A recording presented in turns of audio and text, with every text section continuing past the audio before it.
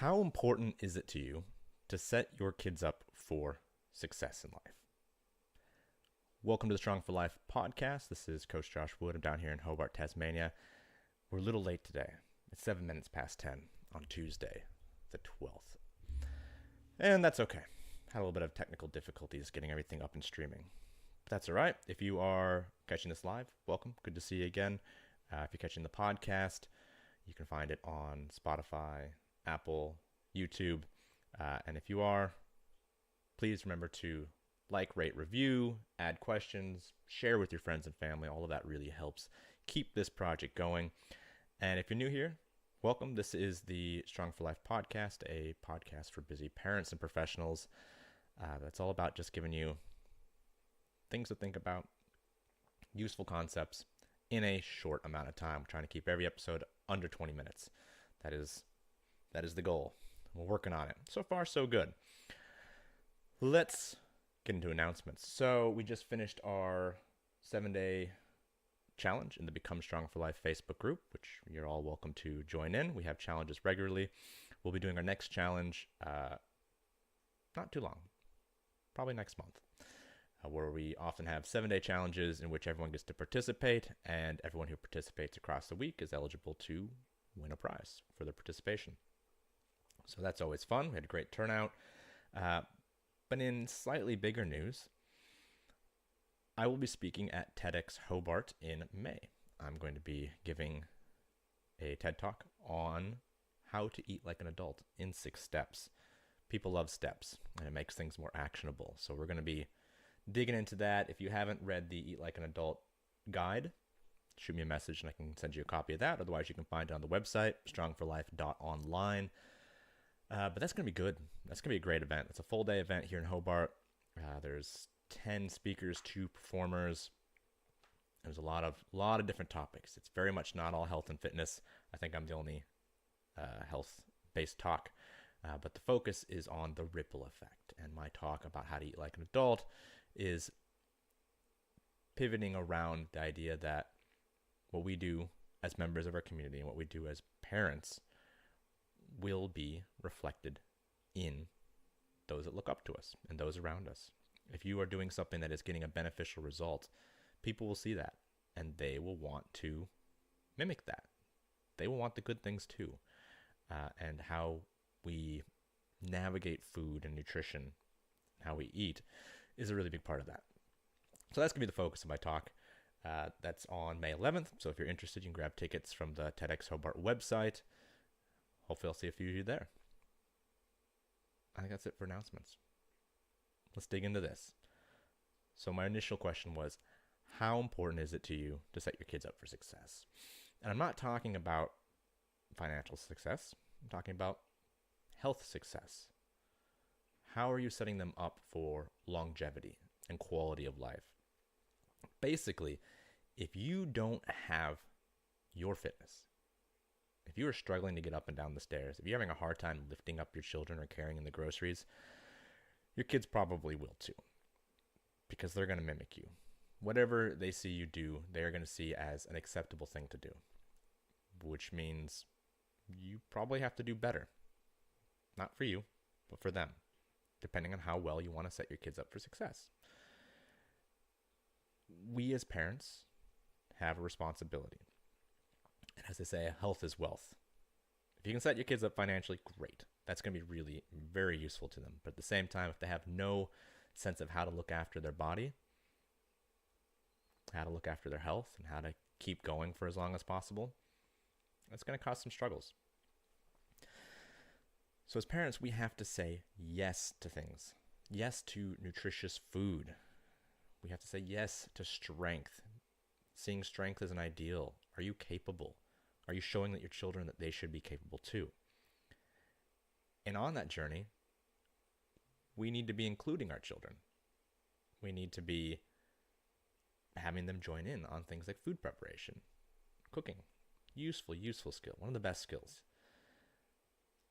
And we need to include our kids in the food preparation process. We need to include our kids in any sort of fitness routine that we do. Not all the time. I don't want my kids climbing on me when I'm in the gym all the time. But they see it as a normal thing. Both my kids, 4 months and 3.5 years old, go to the gym with their mother. They come and train with me. This is part of their life. They enjoy it. They come around. Well, not the 4-month-old. He can't say anything. But my older son, he'll come around and come down to the office and say, hey, can I hang on the rings? Can I play on the rings? Can I do some exercises? Can I use the bike? Because I got a little peddler thing under my desk. Because it's fun. Because movement's fun. And it's necessary. And if they can see the joy and the fun in it, that's going to make it part of their life for longer. So saying yes to those things. I was just speaking to a client this morning on our group coaching call, and we've been really focusing on food because she's got an injury. Knee injury leading to not being able to do much exercise until we get that sorted out. So we've just been focusing on food habits, food preparation, choosing better options when you're out and about. She was telling me today that now her daughters are getting on board with that. They're starting to eat her healthy snacks. They're starting to ask her what they should eat before going to footy practice. That's amazing. That's such an awesome thing to hear. And we were talking about this morning. I'm like, that's where it's at. Like, this is what I keep harping on about. You set the example. They will follow. People are like, wow, you've lost so much weight. You look so good. You seem so healthy. And even her daughters are like, yeah, okay, let's eat what mom's eating now. So it doesn't become this, I'm eating some things and the family eats other things. Over time, it becomes everybody just eats better and everyone feels better and performs better and enjoys life more. So saying yes to that process and including your kids is powerful. And one of the big issues I'm sure that we all get as parents is guilt around doing things for ourselves, taking time away from doing things with the family or for the family to do things that we see as selfish. Is it selfish to try and look after your health? Absolutely not. It's selfless. If you are not dependable, if people cannot trust that you're going to be able to help them when they need it because you are frail or out of shape or incapable of taking on life's challenges, if you are not dependable, people cannot depend on you. It's kind of in the word. Your family, your children, your community, the people that work with and under you at your job want to be able to depend on you. And when you become more dependable, more capable, and more competent, other people are going to see that and step up around you as well. It's not a selfish thing to develop those aspects of yourself. It is a selfless thing because it makes you more helpful to everybody around you. Sometimes you just need to put that care in and be that bit selfish so that you can be more selfless. You have to be dependable to be depended on. And that's just something I've been seeing a lot in my life lately and thinking about a lot, talking with clients about. It's just that effect of taking on this journey to better yourself for whatever reason. A lot of people just start on this path of looking after their health and their wellness because they don't like how they look in the mirror. They look in the mirror and they feel bad about themselves. And as that improves, as they see physical changes, they feel better. They see that there's a direct relationship between what work you put in and the results you get. And they might start it for those reasons, but it always ends up being more, because it means not only are you taking charge of one aspect of your life, you're showing yourself you can take charge of an aspect of your life, which means you can apply that to other areas. You feel better. You perform better. You have more joy in life when you feel and perform and look better. And that carries on into our communities.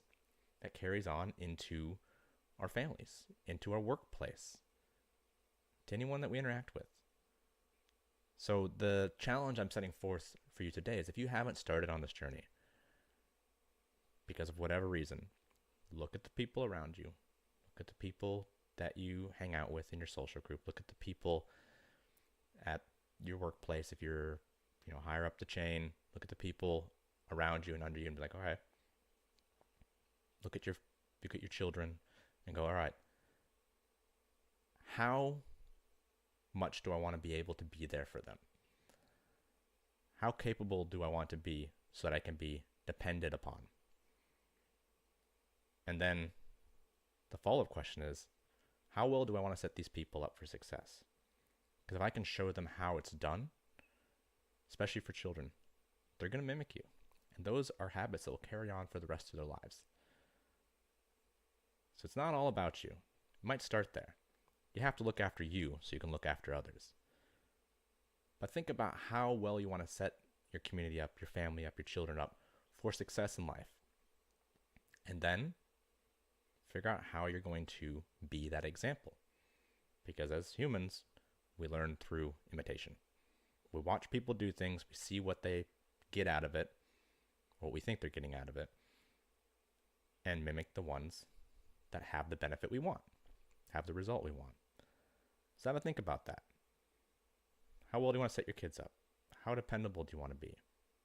How much of an example or role model in your community and social circles do you want to be? And then take that first step. Maybe you need to focus on your food. Cool. Get the Eat Like an Adult guide. It's free. Set you up for success that way. Maybe it's getting in shape. Start just working on your physical strength and capacity. Awesome.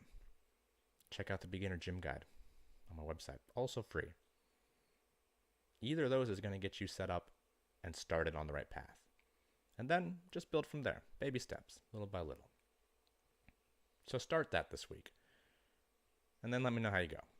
It's always good to hear from folks and see how your journeys are going. So if you got any thoughts, questions, concerns, hit me up either through the podcast channels or social media, Coach Josh Wood or Strong for Life Online Coaching. Let's have a conversation about how to get you moving. And that's it for today. Just some things to think about because of the things that I've been thinking about. All right. Catch you next week.